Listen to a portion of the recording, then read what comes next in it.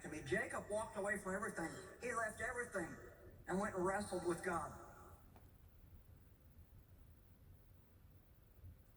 And somehow in this wrestling match, Jacob said, the angel that he was wrestling with said, "Leave me alone and let me go." And he said, "I will not leave you alone until you bless me." Come on, what kind of boldness is that in prayer? I will not leave you alone until you bless me. And somehow in the process, the angel touched the hollow of his thigh, and he got a limp. And I love this. It says, "So Jacob called the name of the place Peniel, saying, 'For I have seen God face to face, and yet my life has been delivered.' The sun rose upon him, and he passed Peniel limping because of his hip." So I love it. He got blessed. He went away limping, but he still got blessed. So we're always going to have some kind of a limp. We're always going to have something that is not going to be perfect about us. But that doesn't mean that you can't let God do great things through you. Sometimes we got to let go of some stuff. And all of our life, we're making changes. Things are changing, and we're having to let go of things and take hold of things. And when you let go of things, it's hard. Because even if you're following God, sometimes your soul is tied to that thing that you're letting go of. And so when I finally did leave my job at the church, because I stayed 2 years longer than I should have, and so things started getting real uncomfortable for me. And I won't go into all the details of all that, but I finally knew, to the best that I know how to know, I knew, and Dave felt the same way, that we were to take our ministry and go north, south, east, and west. That's what God said to me. Well, sometimes you got to be very childlike, and nobody knew me north, south, east, or west, so I went to North St. Louis, East St. Louis, West St. Louis, and South St. Louis. And I'm telling you the honest to God's truth. I was trying so hard to obey God, so I started a monthly meeting in each end of town. And I had 50 people and 20 people and 70 people, and man, if we hit 100, I thought I had died and gone to heaven. And every Sunday when I go to church, at the church where I used to be on staff, I would get depressed. And I'd go home and just feel lonely and depressed. And then I would wonder if I made the right decision. Come on. See, when some of these changes that God is going to ask you to make, some of these things that he may want you to walk away from, you're going to miss them.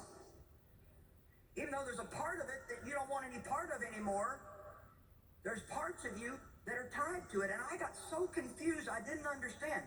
Well, God, if I did the right thing, then why do I feel like this every time I go there? Is anybody hearing me? Okay. And God finally said to me, you have soul ties to the place. See, sometimes you can physically walk away and you know it's what you should do, but your soul, your mind, your emotions are still tied to the place. And I want you to understand that when God calls you out of something, that doesn't mean that you're going to feel good about it or it's going to feel good all the time. You got to give it a little bit of time. That's like if you walk away from a wrong group of friends that are leading you down a wrong path, you may be lonely for a while. I'm not going to tell you that you won't. You may be lonely, and it may be hard if you're going to be a real Christian when you're not invited to the party anymore. It may be hard to sit home and be lonely. But if you do what God tells you to do, the day will come. Do you hear me? The day will come when God will lift you up. And let me tell you what God lifts up, nobody can put down. Nobody can put down. And so, here's what I'm trying to get at, and I hope this is helping somebody. Because I think there's probably more people here that need to let go of something than those that need to step out into something. I just feel that in my heart. I feel like that there's people here that you're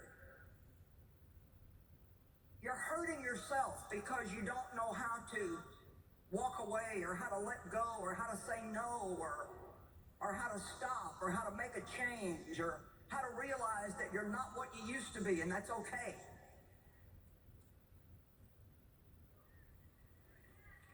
Life is just a long series of changes. It's a journey, and we're constantly making changes. And everything is beautiful in its time, but when it's not in its time anymore, then it gets ugly. Making that change when you can't do what you used to do. Does anybody need this? See, if you're 20 tonight, you probably don't need this, but most of you probably need this. You got to make changes. You got to say no. You got to disappoint people. You got to walk away from some stuff. You have to. And so, stepping away from things has felt much more dangerous to me than taking on 5 new things. Does anybody get it? Anybody out there get it? It's hard to let your kids start making their own decisions, especially when you really believe the decision they're making is wrong and they're not going to listen to you, and you got to just sit back and let them make their own mess. It's hard to stop trying to change people and say, God, if you can't change them, then I certainly can't. I'm taking my hands off. Come on. I said some of you need to let go of some stuff.